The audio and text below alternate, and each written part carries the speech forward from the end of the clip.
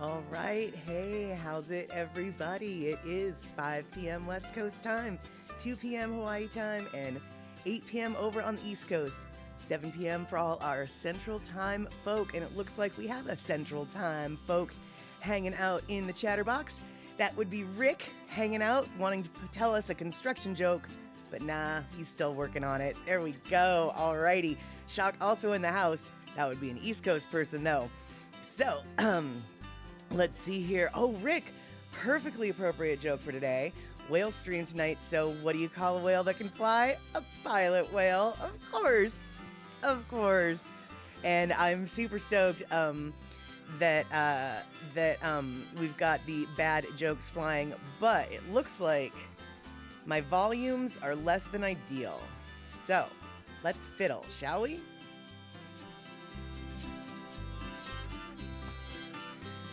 Okay, I just upped everything, but just a little bit. I can up it more. I can up it a lot more, actually. So hopefully the balance didn't get too out of whack, and hopefully the volume got a little bit better. So as you guys know, I still haven't figured out how to use earphones, because when I use the earphones, I hear myself talking, and then I get confused. Cannot do it. So you guys are going to be my ears for today and every day. And I didn't get a chance to see if we got the gear or not. Hopefully we do.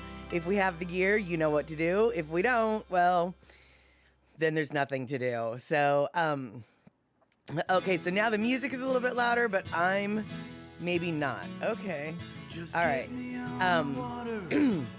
I just turned the music down just a tiny smidge, but I left that alone.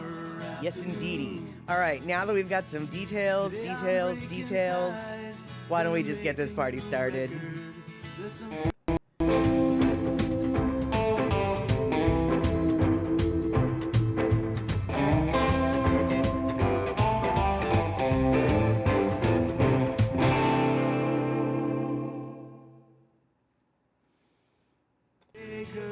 Oh, Rick, you are just full of it tonight, but full of it in the best possible way. What does a group of whales listen to on a long journey podcast? So cute. Shock, you can show me the setting to block my mic from being in my ears. That's good, but how about not right now? Mostly because I don't really know where my earphones are anymore at the moment. They're in a pile. They're in a tangle of cords down there.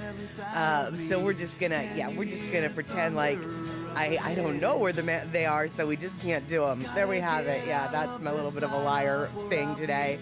So, as you know, it is Wednesday, Whale Talk Wednesday. I did have a big whole situation planned for today, for Whale Talk Wednesday, but I have decided that I'm going to hold back on that until next Wednesday, because last Sunday, before I say anything more, Poppy Shaney, good to see you. Super stoked that you're here. Don't know if you caught the very bad dad joke that Rick told about what you call whales that fly, but it made me think of you. Anyway, as I was saying, on Sunday, you guys that were here put up with a very long topic, a very long schooling, as it were. See what I did there? We're talking about fish, we're talking about salmon, and there was a big schooling of salmon knowledge this last Sunday. So glad that all y'all hung out for all of the details that I was sharing with you. But today I thought I would keep the lessons a little bit lighter, a little bit funner, a little bit whatever, a little bit less. So next Wednesday, we're going to have a big whale situation. But this Wednesday, we're just going to have a little whale situation. We're still going to learn a little bit, and we might get a giggle. All right, so now that you've been warned, I want to say hi to Kenny from the Cove and Pinnell and Eve Music, and Darlene's coming in. But Darlene's also talking about some jars of peppers. So let's see here. Hold on. I picked a couple of jars of banana peppers and other peppers from the garden. Also pickled whole green beans. Yum, can't eat for a couple days till in the brine for a couple days. Man, I'll tell you what, Darlene. I'm a little bit jealous, although not so much jealous, about the peppers, because sometimes the peppers are too spicy for me. But pickled green beans, pole beans are so delicious. The only problem is everyone that I know that makes them is a spice freak. I mean, a spicy spice freak. And so then they make them too spicy for me to eat. And so then I just look at the jars and I think, they look yummy, but I know that they're gonna hurt. So I don't get to eat them. So Darlene, just wondering, do you make them super spicy or just a little bit spicy? Or not spicy at all? I'm okay with a little bit. I'm better with none. But boy, oh boy. Nobody knows that, or nobody knows how to make them that way in my neck of the woods, apparently. But yeah, it is pickled pepper time. It is pickled green bean time, and I've been seeing a whole bunch of folks on my social medias talking about all the salsas and jams that they're making. It has almost sent me feeling motivated to go out looking for blackberries, but the key word in that commentary was almost. Still haven't done it yet this year. And oh, good, Darlene, you don't do the spicy. You are a wuss when it comes to spicy. Perfect. We can share a jar together that it sounds like. It sounds like it, yes sirree. So let's see here, Rick. Did you know that a blue whale is so big that if you laid it end to end on a basketball court, the game would be canceled? Yes, indeedy, it sure would. You're a goof, Rick. I love it. I love it. I love it. Now, normally Whale Talk Wednesday is all about Whale Talk Wednesday, but today is a Wednesday and it happens to be National Black Cat Day. And you guys know, or you might know, I have a couple black kitties in my life. And earlier this week, I posted a really long video of one of the cats playing with a feather on my YouTube situation. If you haven't watched it, it's like 13 minutes long, so definitely it is a time waster video and no rush to go look at it. But I used that that little clip I used a clip from that longer video to learn how to do a little bit of funny little editing stuffuses. So I'm gonna play you guys this little black kitten video. It's only a minute long, and it shows me figuring out how to do forwards and backwards and slows and fasts, and it's really nothing impressive at all. But it's National Black Cat Day, and we need just a little bit of black kittens.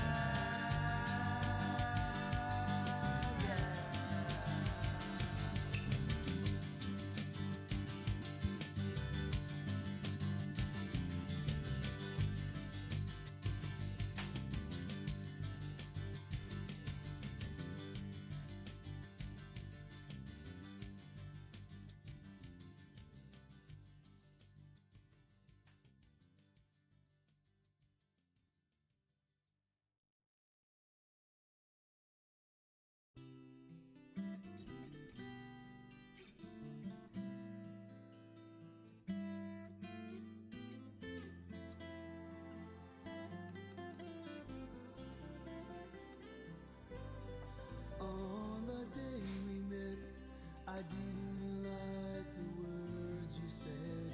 I didn't like the things you did, and I was so annoyed. But as the time All right, so don't feel like you were having a stroke. If you were like, wait, didn't I just see that cat do that same thing? Didn't I just see that cat do that thing? There's a whole bunch of little repeats and backwardses and things. Like I said, I was learning how to use some video editing stuff. And so, did that cat do that in slow motion like that? No, I made it slow motion. That was my fancy pantses. Thanks so much, eMusic, for the little compliment. I was kind of proud of myself last night figuring out how to do the little backwardses and forwardses. Certainly not a master video editor, but learning a little bit every single day. And so that is quite funny, or that is quite handy for me. And what is funny is Rick's little silly joke, which I am not even going to say out loud. You guys can just read it to yourself. And Darlene, yes, they are little acrobats. That is a video a behind the scenes video of some of the important work that I do at my office. That is the office kitchen. That is the office. And while it might not look like much, that office handles clients from around the world and manages remote working tax preparers in multiple countries and multiple states. So, even though it sort of looked like a little bit of a, shall we say, a half-fast production, let's get the little half-fast emote up there. A half-fast production, we actually get a lot done in those little humble, that humble office.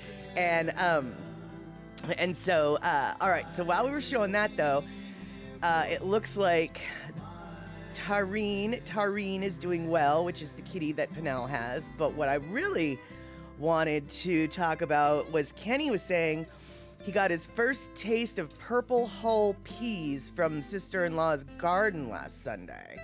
Now, Kenny, I see you stepped away for laundry, but it looks like you're also back. So, I have to ask you, Kenny, so purple hulled peas, like what? All right, so the pea hull is purple, but the peas are still green inside? Is that what I'm understanding? And next question, do they taste any different than regular green peas?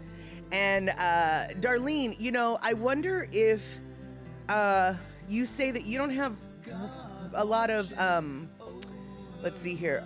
You don't have luck growing peas. Let's see here. Oh no, the birds and the chipmunks eat the plant, not just the peas. Well, you must grow some pretty sweet pea plants, I guess. I have never heard of the birds or the chipmunks getting into the little peas. Peas are generally some of the easiest things to grow up in my area. The problem, though, that I found growing peas is they're not very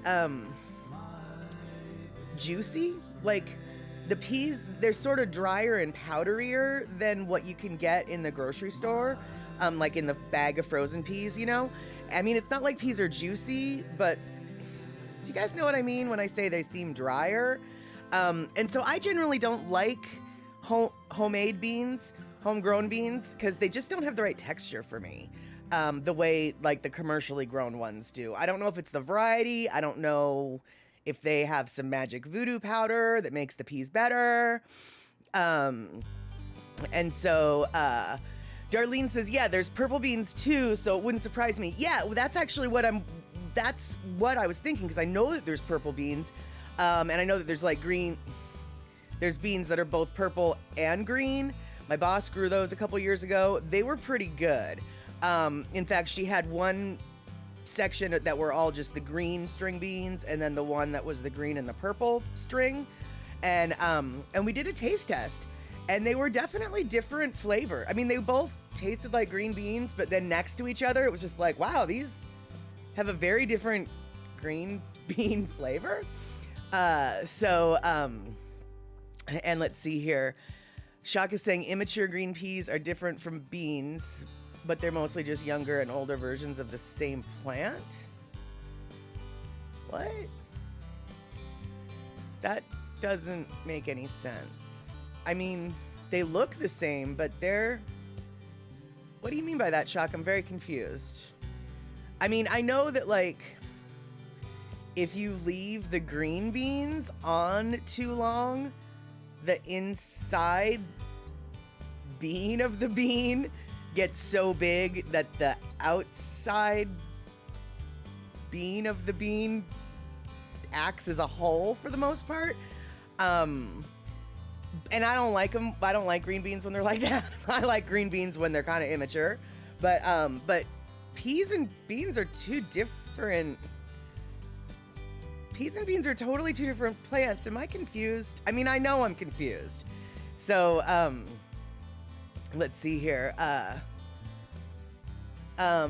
Shock, you're saying the frozen peas are not ripe. They don't have all the toxins and chemicals that are there to protect the ripened seed. Oh. And well, right, and then whole dried beans are mature seeds.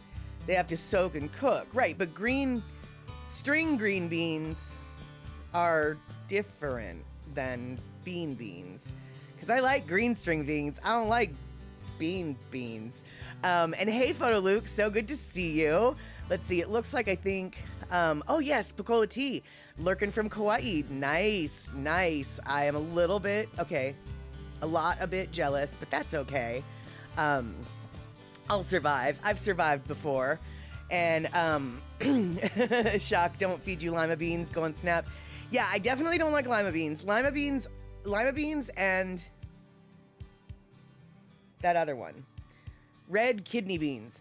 Those are like the two beans that are the epitome of what is wrong with beans. Because for me, what is wrong with beans is the inside is powdery and dry and gross, and then the outside skin is tough and ooky. And so once you get through the tough skin, then you've got powdery and gross insides. And lima beans and kidney beans are the two worst as far as I'm concerned. So if you're a fan of lima beans, or if you're a fan of red kidney beans, come sit next to me. I will share them all with you. I won't share them at all, actually. I'll just give them to you. You don't even need to trade me anything. Just get them off my plate. See, and where? You think lima beans are yummy? Good to see you. And you're weird. We already knew you're weird, and that's gross and yucky. So you come sit next to me and have my limas. You have my lima beans. Now, here's my question. I'm still waiting for Kenny to tell me about the purple peas. But before we go into the purple peas, I have to ask, are lima beans and butter beans the same thing? And Shock, you're saying you must apply massive amounts of butter for lima beans and bacon grease for red beans. Yeah, I'll just... See, okay, Darlene, right, you're not a fan of lima beans either? Okay. And Shock, you're saying the purple pea is a kind of black-eyed pea. I have never had a black-eyed pea before, so okay.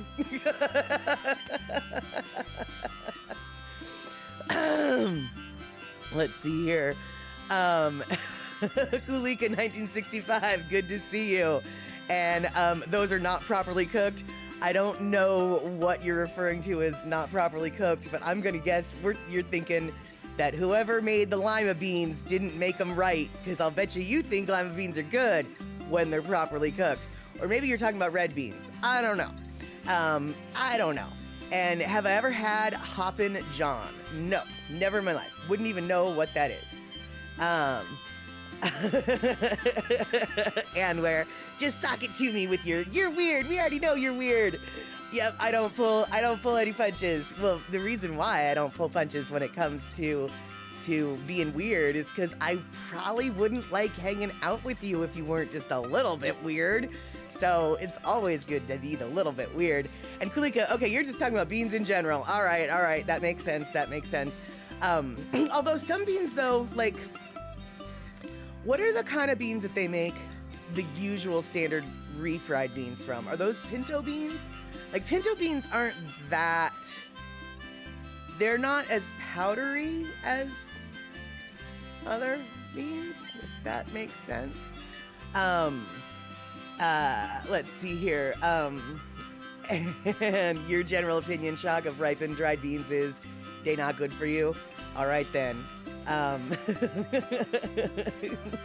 And I know that if you watched last stream, we got to giggling about Jell-O shots and who does or doesn't have the Jell-O shot experience. And as it turns out, apparently a lot of people have never had Jell-O shots. So one day, my friends, we're going to remedy that. We're going to have a Statterbox crew get together, and there's going to be Jell-O shots. Now, I will tell you this. The Jell-O shots might not have alcohol in them if you don't want. We'll just have them in the little Jell-O shot container, so you won't even stand out. You'll be taking the little Jell-O shots just like us, only yours might not have alcohol in them. Or they might, if you want. And okay, cool. So Kenny's saying purple hill peas are similar to black-eyed peas in texture and flavor. And when boiled, they're very close in color. The only difference is that purple hulls have a very slight purple when uncooked. Okay. Since I've never had a black-eyed pea, I'm gonna have to take all y'all's word for it. But that is right, Kenny from the Cove. Jello shots. We're all gonna snork, snork, snork, snork the Jello shots. And all right, listen here, Missy. Listen here, Missy. I'm not gonna share my Brussels sprouts with you. We're gonna have an elbow fight for Brussels sprouts. We're gonna maybe have a thumb wrestle for the Brussels sprouts. You can have all my beans, but we're gonna have to learn to share the Brussels sprouts. Brussels sprouts are so flippin' good, dude. And okay, so Shock, you think that pinto beans are mealy. That's really the word I'm looking for. But it looked like Pinnell was like, yeah. Oh, Pinnell was just saying, yes, pinto beans is what they make the refried beans from. I got it. But see, I don't know. Shock, you say that they're mealy the way kidney beans are, but I don't think they are at all. I mean, kidney beans are like the next step of mealy. Then again, I am referring to pinto beans that have already been made into refried beans. So with all that lard and friedness, I suppose maybe they smooth out a little bit and they get delicious, because they do. Yes, they do. And let's see here. Pinnell, you've made black-eyed peas with rice and go to a Jamaican restaurant and get rice and peas. I don't think... I don't honestly know if there is a Jamaican restaurant. I'm sure there's a Jamaican restaurant somewhere in Seattle, but I can honestly say I cannot think of one to save my life.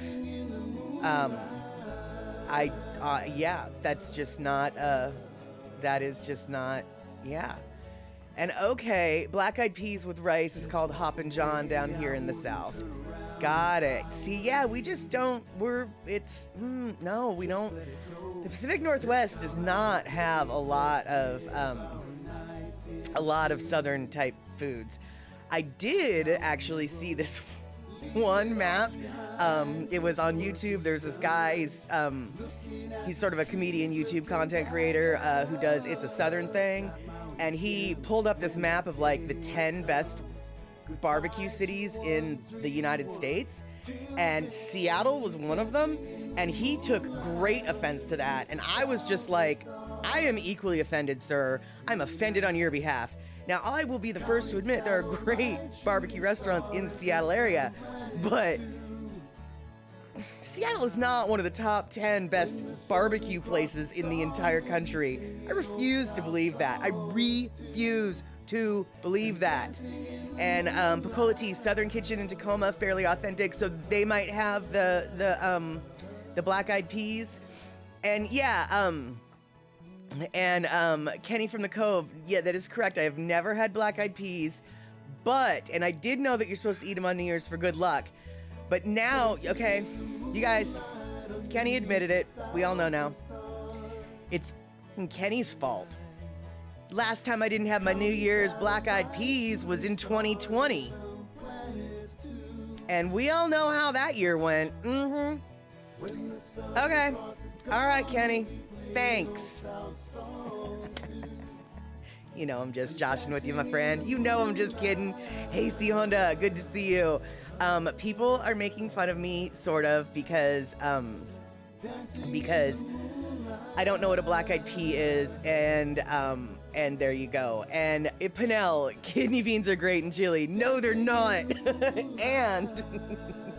and this, oh man, in my family, I'm the only one in my family that feels this way, but I have definitely caused some arguments.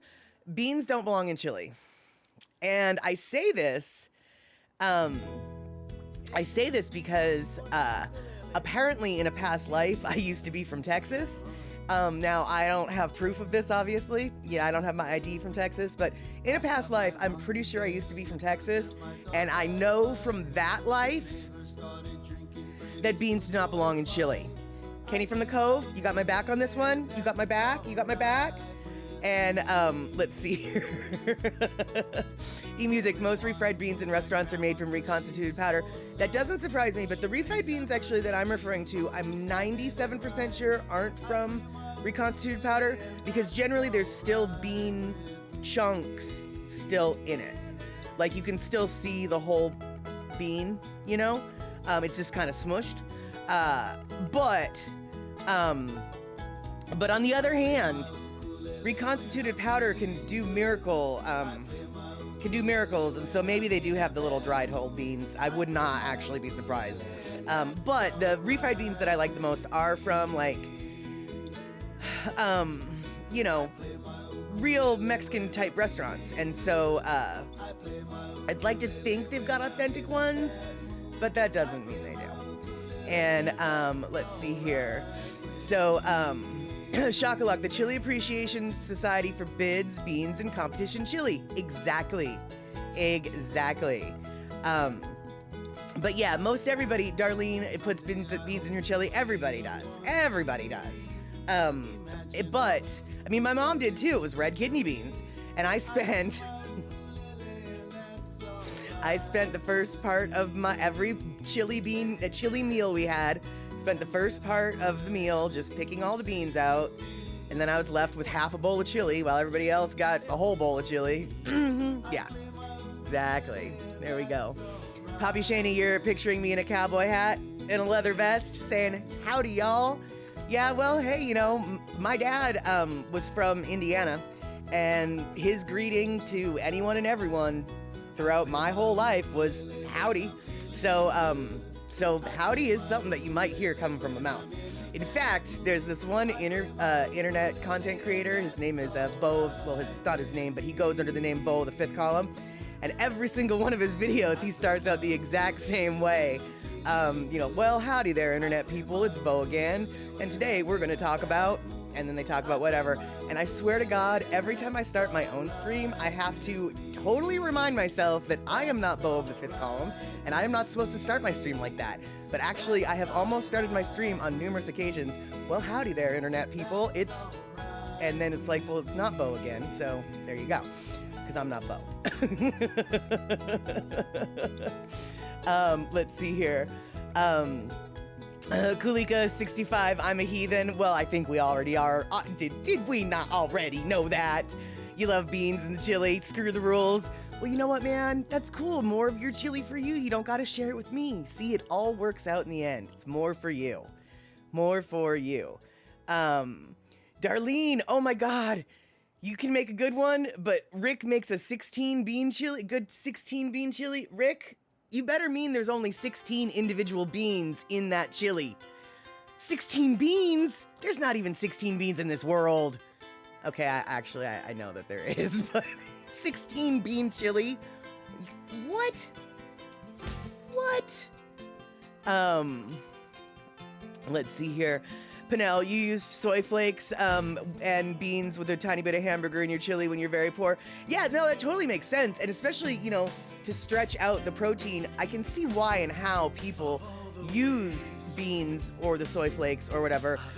And, you know, honestly, I would maybe be open to some kind of bean in chili, but not the red kidney bean. Because like I said earlier in my little rant about beans, the two worst beans, in my opinion, are the red kidney and the lima.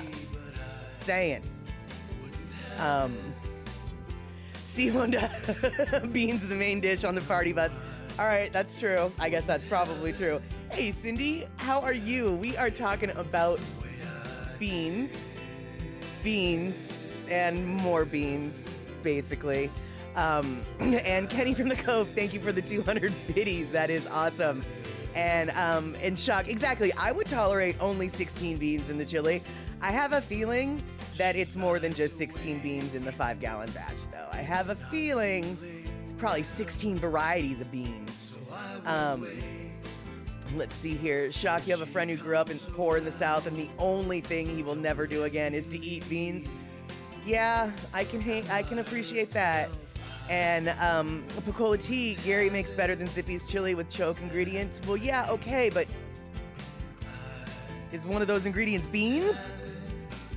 And so Rick, you're twice as much beans as you've got meat. You're chili, 2 pounds of beans and at least 1 pound of beef.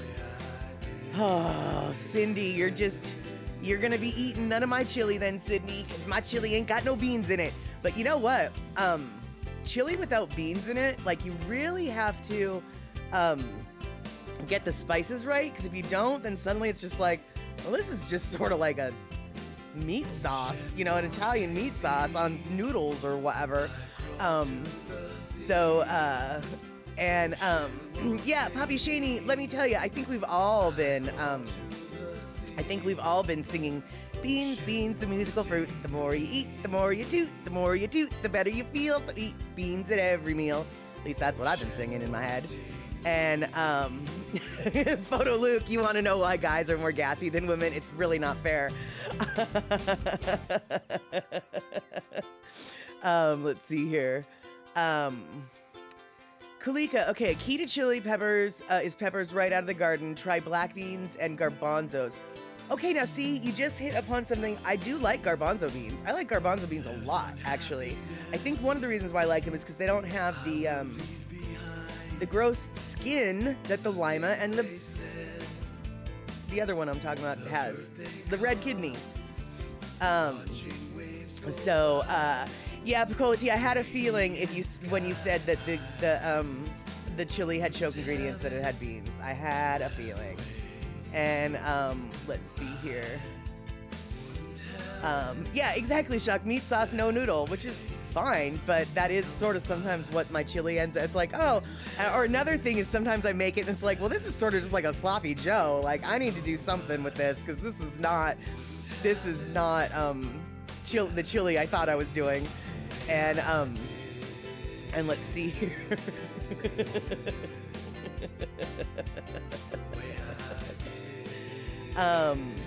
Do I make that chili chunky or smooth? I try to make it chunky. However, I will be the first to admit I don't use the right chili meat for my chili. I don't use okay, so, all right. So you guys, so for those of you who might know, Kenny, I'm looking in your direction. When it comes, although Shock, you might know too, when it comes to competition style chili, you're not really supposed to use hamburger, right? You're supposed to use like chopped up bits of meat. And I don't do that. And then some people say that there's like a coarser ground of ground beef that's acceptable in chili. And I don't use the coarser grind either. I just use the regular hamburger. And so that, you know, gets to be less chunky once it starts cooking down. And you get mad at Scott when he drains off all the grease and washes the meat. He washes the meat after it's cooked?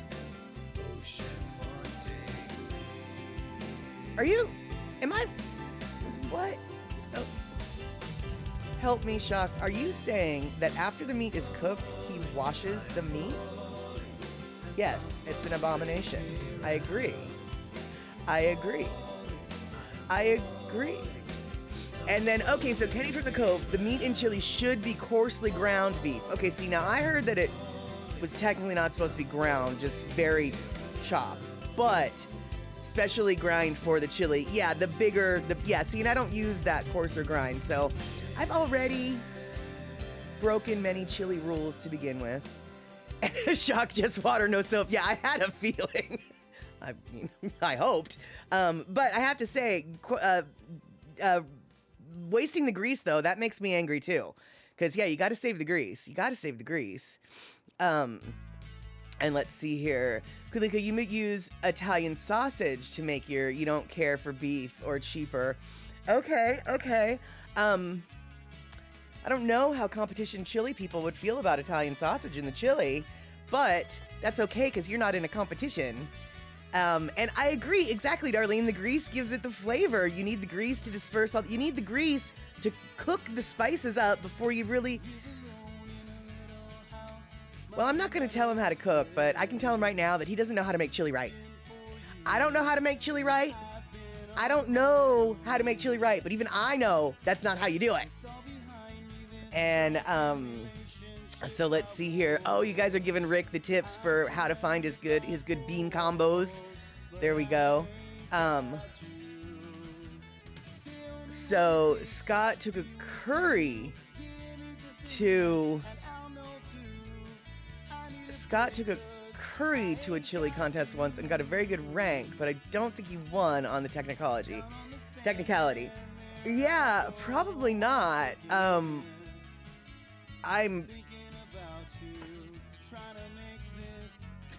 I'm happy that he got a high mark, but I'm a little bit shocked that he didn't like get run out of town. Like, this is a chili competition, boy.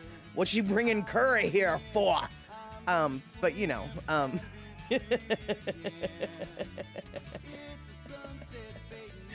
let's see here. So now he no longer puts wine in the chili or rinses off the meat. All right, wine in the chili. I mean, what kind of wine? What kind wine in your? Okay. And let's see here. Kenny's saying on some older meat grinders you can configure it to grind beef to the correct coarseness. Awesome. Okay. Rick, you know, I agree. You really should only put wine in the glass. Although, actually, no, that's not true. A little bit to deglaze the pan to make a gravy sounds good, but there's no gravy with chili. Let's see here. Shock, you should be asking me about this time. Where did you find that guy so I can never go there? Never ever go there. Well, we're not on the same coast, so chances are I won't ever go there.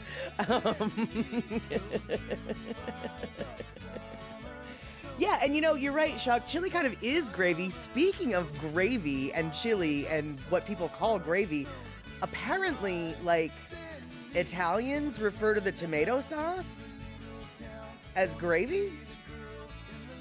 You know, so I guess chili might be considered gravy in some circles if you really... it confuses me when I hear Italian people talking about gravy and then they're referring to the tomato sauce that their grandma made. It just is very confusing to me. eMusic, cinnamon was the secret ingredient in a winter's chili bean soup once in Hawaii. That doesn't surprise me at all. Cinnamon works really well with tomatoey flavors. There was a restaurant in White Center called White Center Pizza and Pasta, but it was sort of a Greek style pizza and pasta, and they had just a touch of cinnamon in all their little tomato sauce base, their tomato meat sauces, etc. And oh man, I'll tell you what, it wasn't enough that you could like identify like, wow, that tastes like cinnamon, but it was definitely like, oh yeah, there's a good, warm, rounded flavor to this tomato sauce that's not like the other places. And so, Kulika, you put corn, mushrooms, cinnamon stick, a bit of cocoa, and coffee, kind of like a mole sauce. Yeah, you know, I know that, cocoa is a common little, you know, a little secret bit when you're making chili. I've never heard of coffee. However, using coffee to like cook beef anything is really a good, beef and coffee go great together. So I'm not at all surprised that your little magic combo there works out really good. And the corn and the mushrooms, I have no doubt in my mind that the competition chili people would just be like, this ain't no garden salad you're making here in this competition. But I would eat that really good. That sounds delicious. Corn and mushrooms. Forget the beans. Just give me the corn and the mushrooms. And so let's see here. Kenny, you're saying if I want to elevate my chili game, get my hands on a packet of Terlingua chili seasoning. I know I didn't say that right. I'll have to look at that because I wonder... I have plenty Mexican and Latino, Hispanic grocery stores in my area, and I'll bet you one of them might have it. And let's see here. So Rick is saying Kathy I don't know how to spell or pronounce her last name. just had YouTubed a star fruit and cinnamon dried fruit video a few days ago. I'd try that. I don't know. I mean, I'd try it, but gosh, last time I had star fruit, it literally tasted like nothing. So I'm just like, I wonder what dried nothing would taste like with cinnamon. So I'm sure the star fruit that I had was a bad star fruit. I'd be willing to bet that star fruits probably actually have flavor and people actually do want to eat them, as opposed to just cut them up and make them look pretty on a plate. And I just read what C. Honda said. Your sister served a chili with peanut butter. Supposedly a Disney recipe, not good.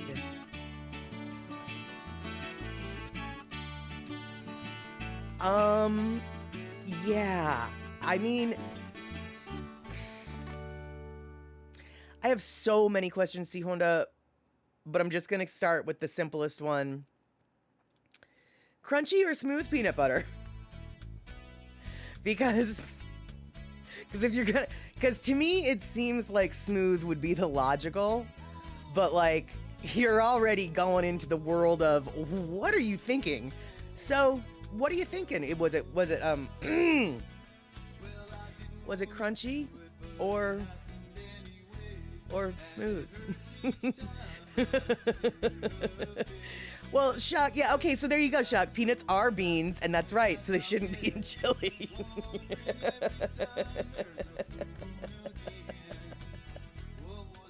And Kalika, you say crunchy. Honestly, I'm gonna have to wait for C. Honda to answer this, because I really feel like I need to know. So smooth, you think. My best guess is you would have remembered if it was crunchy. I'm just thinking you might have. I mean, maybe not. Wow. So then, and I know you're not going to know the answer to this question, but my next then question is, was it like a peanut butter like Jif that's all sweetened? Or was it a peanut butter like Adams, which is basically ground up peanuts and salt? Because the Adams edition with no sugar, maybe I could accept in small amounts, maybe. And Shuck, yeah, peanut stew totally is a thing. That's why I'm like, okay, so this peanut butter and chili sounds horrible, but there must be a method to the madness, right? And so, Siona, you think crunchy may have helped the recipe?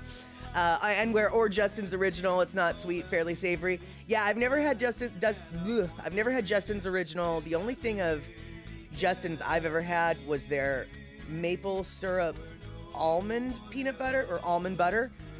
Oh my God. There's a reason why I have not eaten a lot of Justin's peanut butters, because I could live off of that stuff. It is so gall dong delicious. And let's see here. But yeah, probably a Jif style. I had a feeling it was probably a Jif style. And yeah, Cindy Gross, peanut is totally common in Thai cooking. I mean, the peanut satay sauce, that's, the sauce for your little meat skewers is oftentimes the peanut sauce. But Thai cooking's not chili. Actually, let me rephrase that, because Thai cooking does have a lot of chilies in it, but Thai cooking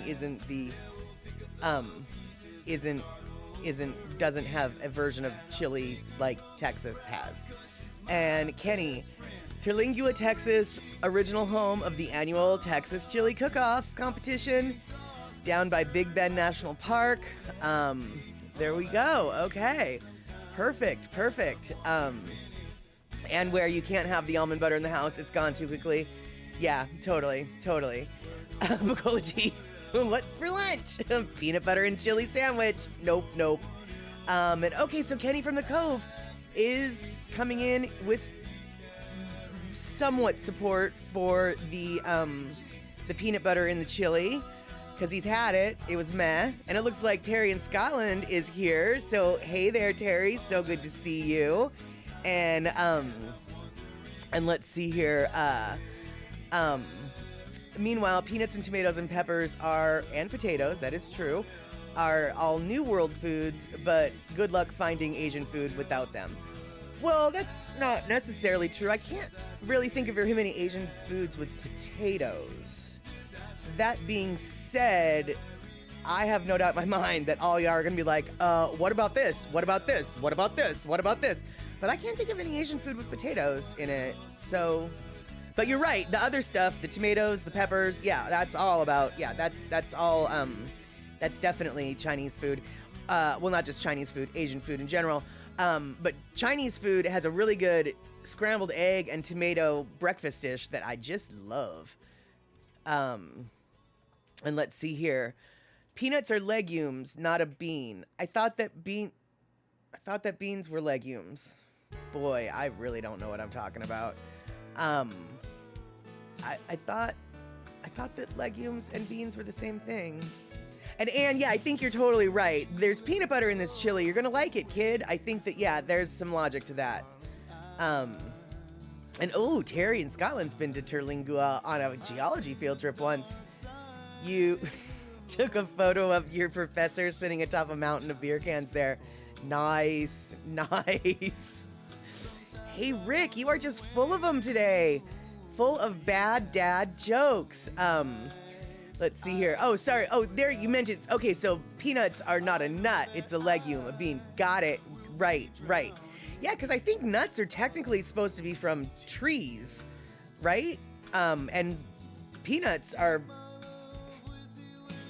born underground, was what I was about to say. Peanuts grow underground is what I meant. What I should have said. Peanuts are born underground, I thought. Let's see here. Stream Elements. Okay, I'm gonna quote a Stream Elements joke because it's stupid and it's funny. Whoever invented the knock knock joke should get a Nobel Prize. There you go. Shock. Cashews are not nuts by that measure either. Well, there aren't cashews droops technically. They're yeah, aren't they droops? And let's see here. Kulika, beans are legumes, nitrogen fixers in the soil. Yes, the nitrogen fixers are awesome. And cannabis actually is also a nitrogen fixer for the soil. So they leave more nitrogen in the soil than they after they die, after they're dead and gone, after their little harvest, as opposed to most plants where they need the nitrogen and they suck it on up, and then there's no more nitrogen in the soil. Whereas the fixers actually can take nitrogen from the air and deposit it in these little nodules along their stem/trunk, and then when that piece of plant material biodegrades, it releases more nitrogen into the soil. At least that's what I've been told. And I think we all know. Double check what I just said. So there we go. And why did the killer whale go to jail for stealing the sunken treasure? Because he's the one that orchestrated the heist. Oh my God, you are so silly. I love it. But hey, that is a good little segue for our little Whale Talk Wednesday. We've talked a little bit about the whales in the Salish Sea. And today we're going to talk about whales that actually aren't in the Salish Sea, and they're actually whales that are transient whales that we're going to be talking about today. And we're going to talk about 3 different whales. 2 of them are very special. One of the special whales is a whale named Iceberg. And it is a whale out of Russia. And Iceberg is about 23 years old. And he is estimated to be one of 5 to 8 pure white orcas in the world. Now, as you can see from one of those pictures, he's not really pure white. He's actually not an albino. He's what's known as lutistic, which is a lack of pigment but there still is pigment. As you can see, the white patch on his eye, above his eye, is truly white. The other bits of his body are not pure white. So no, I don't believe it's an albino orca. I believe it's a leucistic orca, but I don't think that the researchers have gotten enough video to really tell. Leucistic animals can sometimes be all white, but they're never going to have the pink eyes the way other mammals that are albino have. And oftentimes, like, their eyelashes will still be the natural color and things like that. So leucistic animals are often mistaken as albinos, but they aren't technically albinos. And so this particular orca is, like I said, is from Russian waters. And so I think it was like 2015. So this is the map that that particular orca has been spotted twice in the last 7 years. The first sighting was further south, closer to Japan in the excuse me, that's not true. The first sighting was further north in the Commander Islands. That's the upper little whale there that we've got going on. And then most recently, earlier this year, they saw him further south in the Kerlik Islands, I think is how you say that. And anyway, he's 22 years old and quite, and the researchers are basically really surprised that he has lived so long, because white orcas, even though they are an apex predator, when they are smaller, they are still subject to other types of attacks, and being a bright white thing in the ocean definitely catches a lot of attention. So yeah. So that is one of the whales that I think is super neat that we're talking about today. And then that one, like I said, was just spotted a few weeks ago by a group of Russian scientists. Now, this little whale was seen on Vancouver Island, and it's a transient. It's not, even though it was seen near Vancouver Island, it's a transient. It's a deep ocean transient. It's not a big transient. It's like the full-on deep ocean kind. And this little one, you can see her tail end. She's with her mom. She's only 3, and her name is Frostbite. And so Frostbite, she was visiting Canada, and this just happened literally last week, or August 10th. So yeah, last week. And the people there were very concerned because the mom and the baby were in very shallow water, and they were convinced that they were going to get stranded.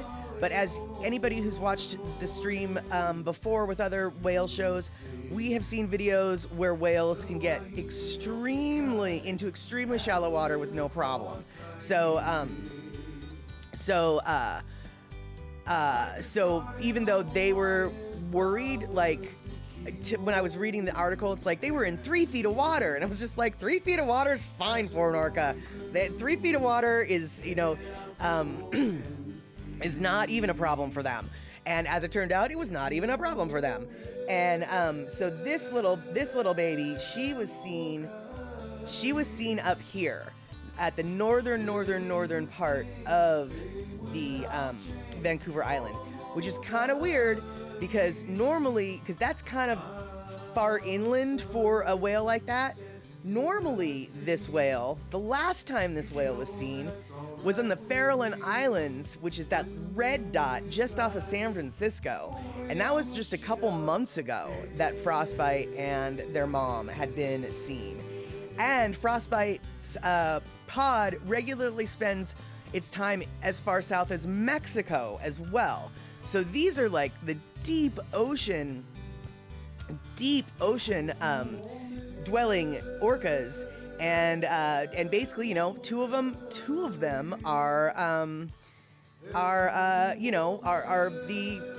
albino-esque looking kind, either that or leucistic. And so, as Kenny pointed out, it's not the size of the fin, it's how well you swim with it. That's true. And now this is the funny one. There's this one orca that they got pictures of, and he might actually be from the same pod as Little Frostbite, but we don't know for certain. This particular orca, he does hang out off of California's waters, and he was very excited to see people that day. Super excited to see people that day, or to see something that day. He was very excited. And this particular picture kind of makes me giggle because it sort of looks like his penis is punching him and he's falling down into the water. But nope. Yep, so there you go. That's the Not Safe for Work Orca show today. And yeah, it's not the size of the fin, it's how well you swim with it. And that is Whale Talk Wednesday.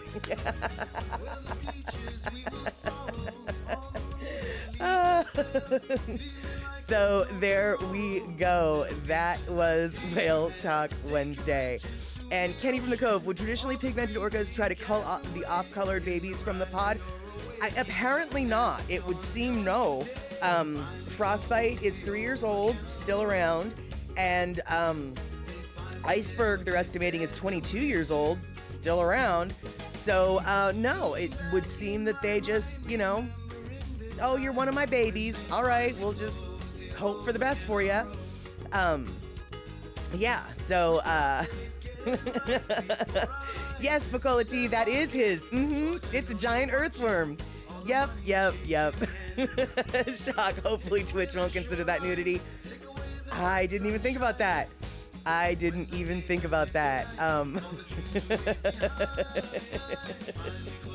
So yeah. So that was the little silly Whale Talk Wednesday I thought we could have today. Because as I said at the beginning of the stream earlier, Sunday's talk about Salmon Talk Sunday, was an awful lot of information. And we spent a lot of time talking about the salmons. And I super appreciate how interested everyone seemed to be in the topic. But I figured, you know what? People don't necessarily come here for school. We can talk a little bit about little things, a little bit about whatever things. So today I thought we'd lay off on the lessons a little bit and just have a little fun with Whale Talk Wednesday. Bacola T, it looked like a mid-air refueling hose. Yeah, will Twitch have a hissy fit over that orca's blinky? Yeah, I don't know. I guess we'll find out. I would like to think no, that the algorithms won't catch it, but I guess we're gonna have to find out, aren't we? And exactly, Shock, I didn't see any buttocks. I saw no bum, no buttocks. So, and it wasn't a brown man. So, you know, we're all gonna find out together if Twitch has got a problem with it. We will all find out together.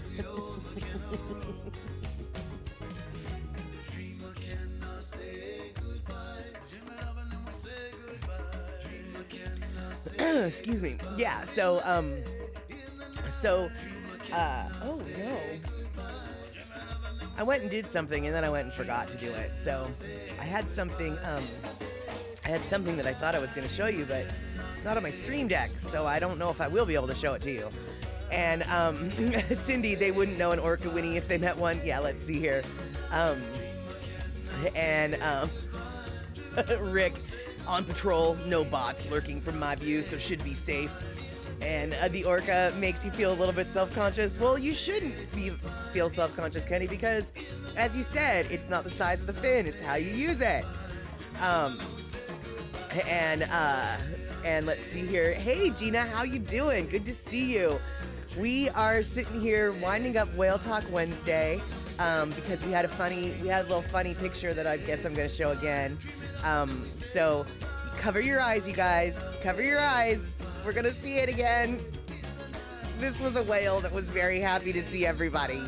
And so I thought it was funny. And I have to admit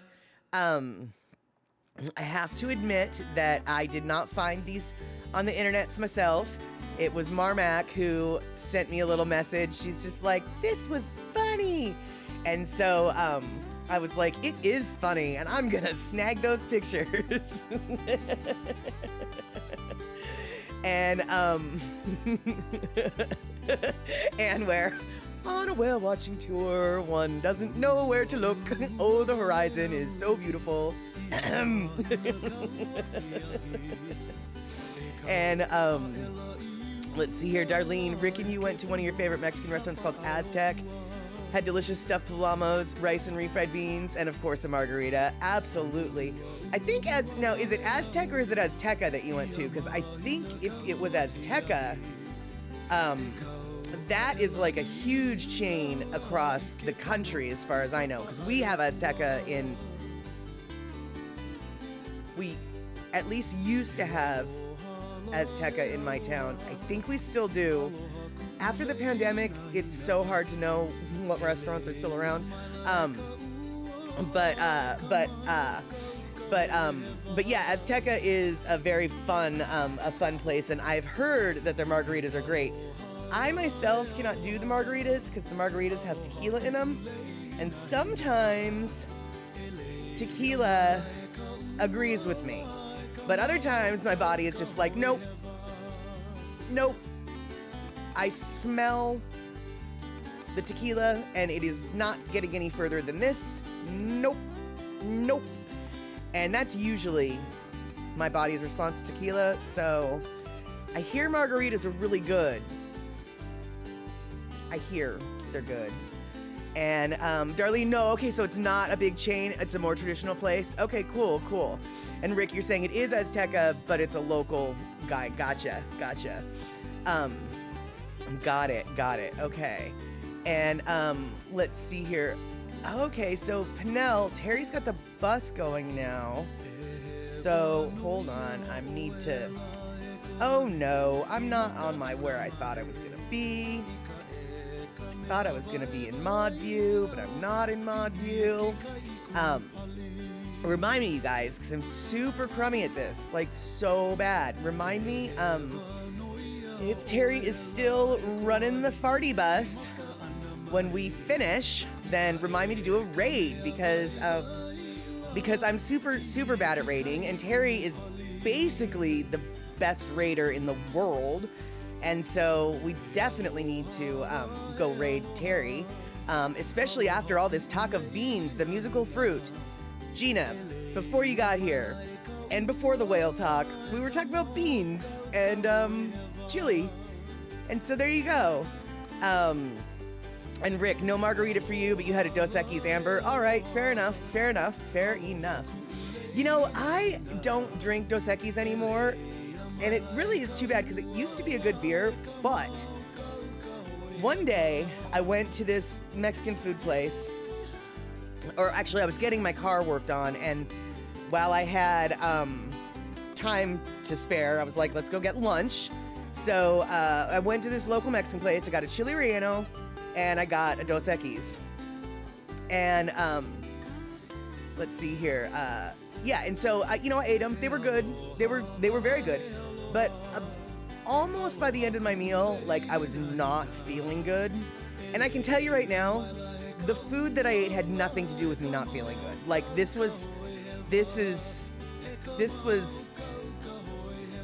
I really don't think it had anything to do with what I was eating. I am not blaming the food at all. But what I can say is, after you get sick, after eating something that you ate, suddenly it's just like, oh, I can't eat that anymore. It reminds me of that time when and that's chili rellenos and Dos Equis both cannot. I mean, they're good, or they were good. They were good, but no.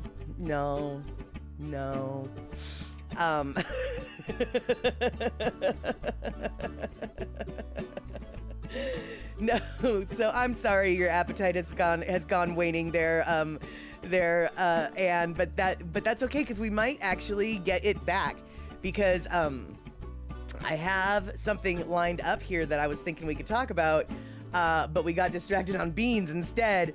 So let's see here. Kenny from the Cove, your worst hangover was a straight tequila hangover. Oh Lord, no more tequila for this guy. Just smelling it sours your stomach now.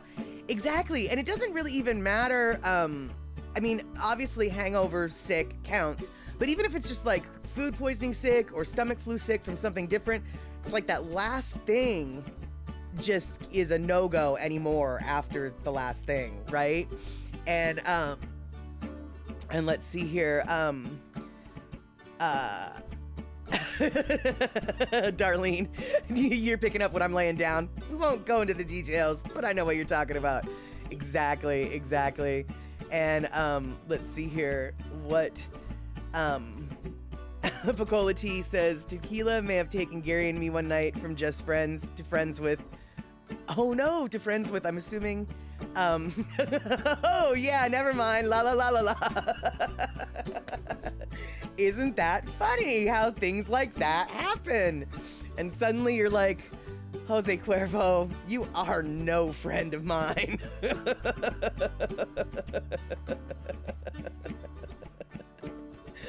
Oh, yeah, for sure. E-music, candy's dandy, but liquor's quicker. Wasn't that a line from Charlie and the Chocolate Factory? Or am I making that up? Because I feel like that was a line from Charlie, the original one with Gene Wilder. Because I feel like it was Gene Wilder that said that line. But I could be very wrong. And it was Willy Wonka. Okay, that is really disturbing if you kind of think about it. Like, that was a children's movie, and they're just, but, I mean, they weren't wrong. We are rapidly running into bad influence territory. Well, you know, it happens. I mean, here's the deal, Shock. I'm not so sure that a lot of good influence is ever gonna happen in my presence, so. And exactly, that is creepy in a kid's movie. You know, I mean, it really, and I'm sure that a lot of kids just, but I remember, the line rhymed. I remembered that line. Like, I didn't necessarily understand it, but I did remember it. So, you know, and let's see here. Kenny, you're all, shucks, tequila never got me anything but drunk and sick.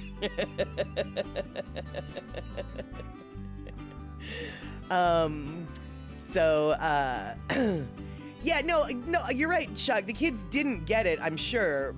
And a lot of humor was intended to go over kids' heads, which is what a good animated movie has, because, you know, the parents have got to like the movie too. So there's got to be some jokes in for the parents that the kids are just gonna like, that was a joke. But the candy is dandy but liquor is quicker. Like, I don't know. I mean, like I said, I didn't get the joke, but the line sure as heck stuck in my head. And when I eventually did understand the line, I was like, oh. So let's see here. So, Shock, your little brother got you to drink tequila in order to shame his Latino brother-in-law. I don't know how that would shame him, but good for taking a drink to shame someone else. You were used as a pawn in a bro battle. Yes, clearly, it sounds like it. Kenny from the Cove. Good influence. This crowd will definitely knock corners off of your square. That's funny. That's a good line. I might have to steal that. Knocking corners off of your square. That's a good one. That's a good one.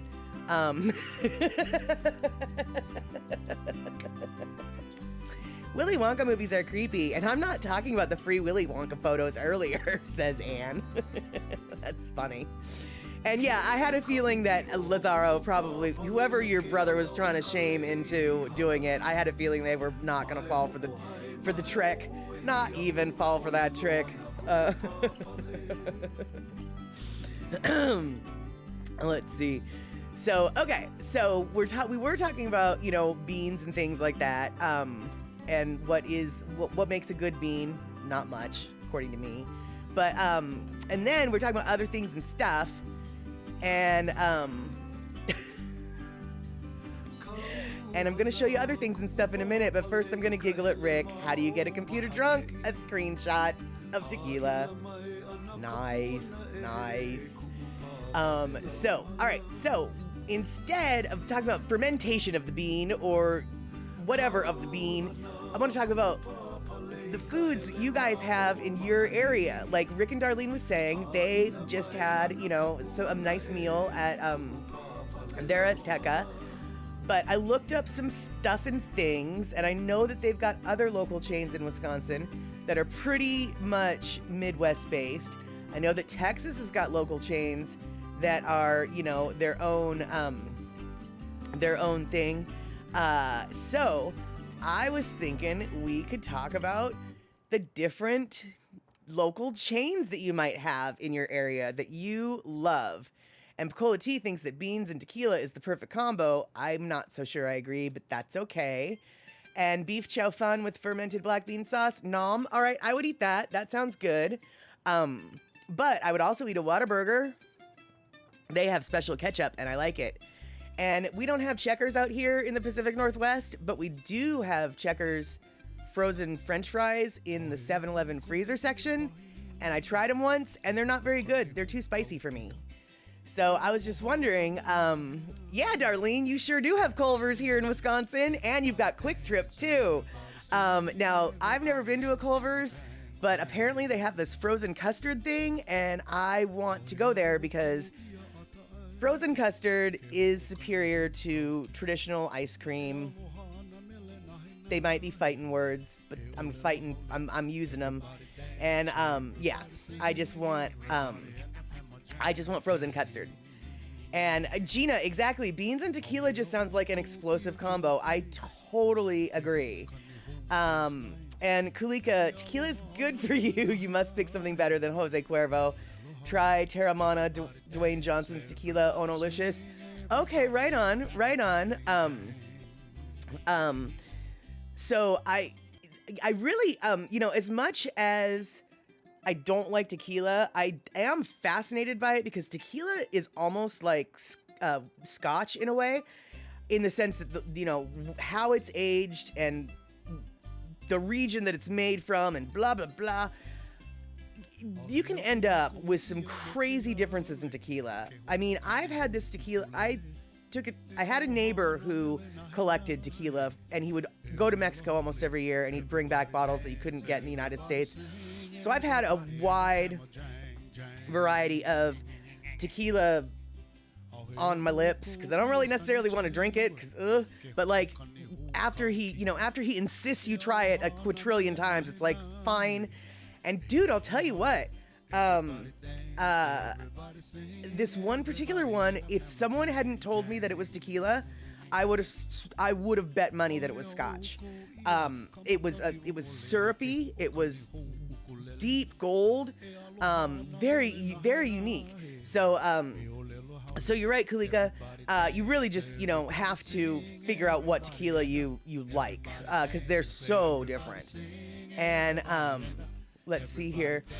Kenny from the Cove, Texas chains in your area. Whataburger, Black Meg 43, a unique burger joint that's really good. I haven't heard of Black Meg, but Whataburger, I mean, come on. And Pecola Tea, beans plus tequila, fire in, fire out. Nice. And Rick, Quick Trip is only a gas station for you. You never eat the food there. Well, okay. Quick Trip was actually a little bit of a questionable choice in that lineup, but I did notice that it was a very exclusively Midwest type thing. So I was like, let's throw this on here anyway. And Pecola Tea, exactly. Añejo tequila can be very amber, exactly. Añejo meaning ancient. Yeah, the reposados, I think, are generally what most people normally drink, because there's, as you may or may not know, there's the silver, which is white, it's clear, it's oftentimes mostly used for cooking. And then there's the reposado, which is usually the typical drinking kind. And then, of course, there's the añejo, and those generally are reserved for the sippin', the sippin' whiskeys, only it's sippin' tequilas. And, they're aged a lot. And let's see here. Kenny from the Cove, Nami's, a sushi and teppanyaki place that's very good. I am so... Okay, first off, my Pacific Northwest snobbery shining through. Any sushi place in Texas makes me raise an eyebrow. I understand that there's no good reason. Shipping happens worldwide, and it doesn't matter if it's being shipped, the sushi fish is being shipped to Texas or to Seattle. It came from the same place, and blah, blah, blah. I know. But I'm very jealous of the teppanyaki, and I don't think we've got any teppanyaki in the Seattle area, which frankly should be fixed. That's just not acceptable. Because teppanyaki is so yummy, and I really feel as though we are missing out in the Seattle area. Until recently, it was very difficult to find even a ramen place in the Seattle area. It was all about the pho, and I don't like the pho broth, so it was kind of annoying. But yeah, dude, Gina Gamba, what is teppanyaki? Isn't teppanyaki, okay, I could be lying, but I don't think I am. I think teppanyaki is basically the meats that are on, on a stick, grilled over like a hibachi, and then you've got, sauces and things that, you know, it's sort of, it's the Japanese version of the Korean, or excuse me, of the Thai foods, chicken satay, the chicken satay on chicken on a skewer. Boy, words are hard. Meat on a skewer, cooked over coals is what I'm trying to get at. That's what teppanyaki is in my mind. But I could be wrong. In fact, Kenny's probably in a better position to explain what teppanyaki is than I am, because he got one in his town and I ain't got one. So there you go.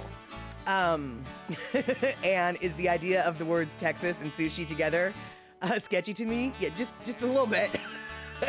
Just a little bit. And eMusic, the sushi sold over in your area comes from Seattle.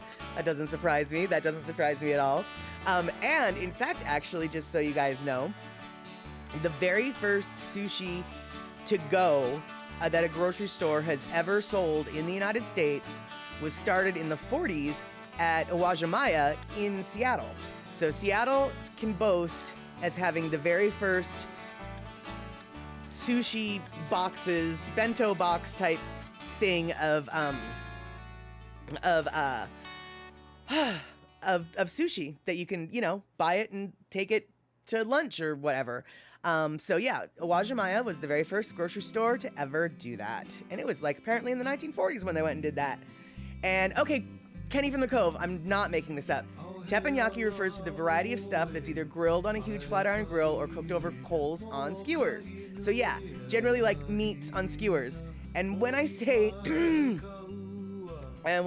meat, I am using that term very loosely. Like, chicken feet, intestine, that stuff is also considered meat. And those aren't necessarily the skewers I'd be eating, but and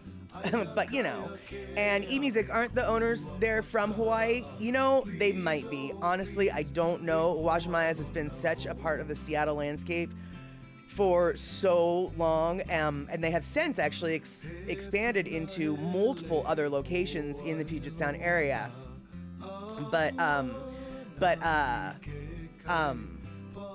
But the owners of Uwajimaya, I don't know. I'm gonna write it down though, and I'm gonna look it up.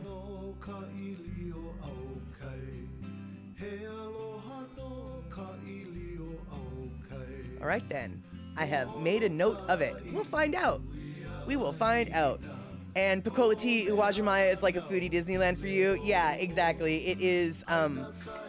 They're all pretty amazing, but the one in the International District, the remodeled one in the International District, which, by the way, when I say the remodeled one, I think they remodeled it like 20 plus years ago, so it's not really new. But prior to the 20-year ago remodel, they were still in their original location, which was super tiny.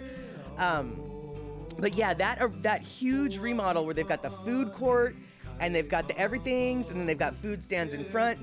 Seriously, you guys, you could spend an entire day at Uwajimaya just in awe. Like Pakolati said, it's like a Disneyland for you. Abso-flippin'-lutely. And now, one thing I can tell you about Uwajimaya, but anybody who's ever been to an Asian mart probably already knows this. you will not find a bag of rice less than 10 pounds. So don't just think, oh, I just need a pound of rice. Like, you can't, it's not. No, it's not. And oh, really, Pecola Tea, they just remodeled the Wajimaya and the ID recently. Oh, okay, cool. Well, I'm talking about when the remodel that moved them there 20 plus years ago. Not at all surprised that they've remodeled since. And I haven't been to the one in Renton, but it looks almost as huge as the one in the International District. So, let's see here. Oh, eMusic. So you listen to a Hawaiian music program out of Seattle. I'm going to guess probably on KEXP radio. And they're sponsored by Wajimaya. They also interviewed the owners. Oh, okay, cool. So it sounds like you know way more than I do.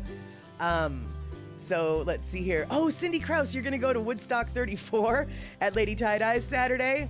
Well, hopefully it's not anything like Woodstock 99. I haven't seen that video yet, but all of my people who've seen it are like, what a flippin' nightmare.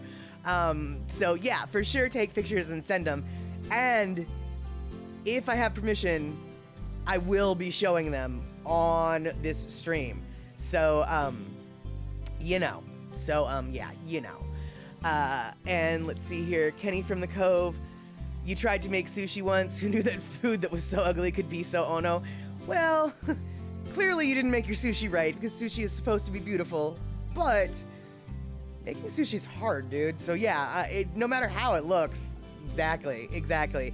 Rick, I know, pictures a good idea. I know, that's why I'm like, with permission, I'm gonna be, but be sure to let them know, you know, these pictures will be broadcast for the world to see. The world being, you know, all 25 of us, or however many of us are here. And let's see here. Shock, you went to Woodstock a few weeks ago. They aren't over it. Yeah, I'm not really surprised at all. But you know, hey, if people go to that town just for that, just for the sake of the name and going to the town, might as well cash in on it, right? I don't know. And then Cindy's saying that Lady Tie-Dye has a human nest that you can climb into with a view of the ocean. Of course, you can show them. Okay, cool. Well, I would like to see pictures of the nest and the view of the nest. But any person you take a picture of, be sure to let them know that, you know, this might get shown on the interwebs. Just maybe. Shock. They had a barbecue joint about a mile out of town. They tried, but oops. Well, you know, I mean, Woodstock, New York, Seattle, Washington, these are some of the best cities for barbecue, right? No, of course not. No, of course not. And yes, exactly. No pictures of butts. No pictures of butts, Cindy. I mean, actually, that's not true. You can send me pictures of butts if you want, but I won't show them. I promise. Whoa, what? Okay, so Shock went to this barbecue joint, and I said, give me some brisket from the fatty end, and they said, what? I don't even know what they didn't know about that. I mean, I'm not a barbecue person. I'm not from the South. I've never even made a brisket. Although earlier today, I was thinking it would be nice to learn how to make a brisket. But I've never even made a brisket. And even I know what you're talking about. What did they think?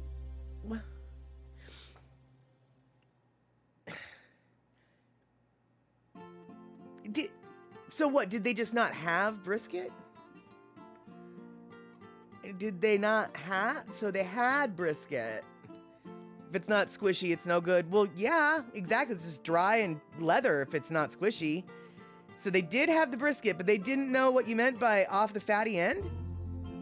I mean, I guess I could see the logic in the sense that it's like, oh, honey, it's already all been chopped up and it's all in a pile. I can't tell you that. But, oh, okay, it was already pre-prepared. Okay, but still, though, wow, they weren't, I find it very hard to believe that they were a barbecue joint that,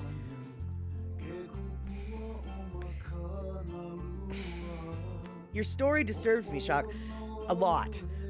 So they weren't cutting it themselves. So yeah, that's my question. So they weren't even barbecuing it themselves. They were getting that meat from some other place that barbecued it? Is that what I'm hearing?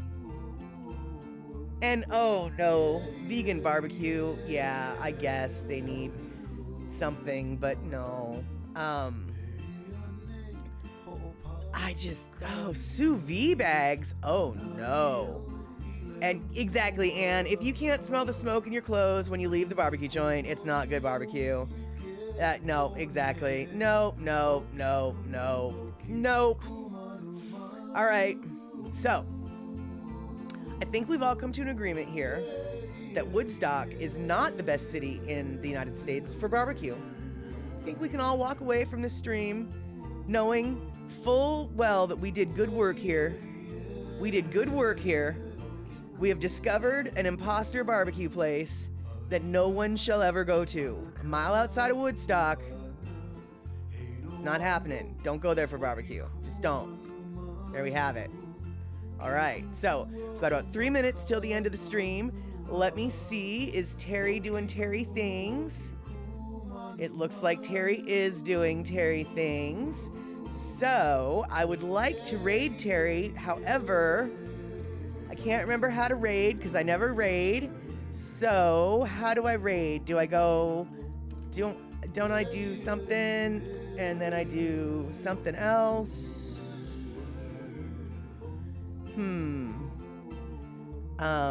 Oh my God, Shock, you had to walk into the cop shop to ask where you could get meat?